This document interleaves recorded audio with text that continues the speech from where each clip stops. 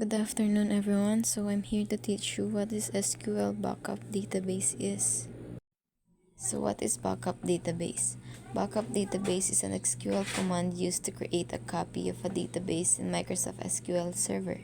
The backup process ensures that all the data in database objects, such as tables, views, and stored procedures, are safely stored in a separate file. This backup can be used later to restore the database in case of data loss, corruption, or when migrating the database to another server. So first, let's type the Northwind backup database. This is the SQL Server command used to back up a database.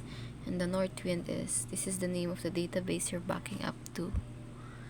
To disk specifies that the backup will be written to a file on disk, the file system. Next is execute.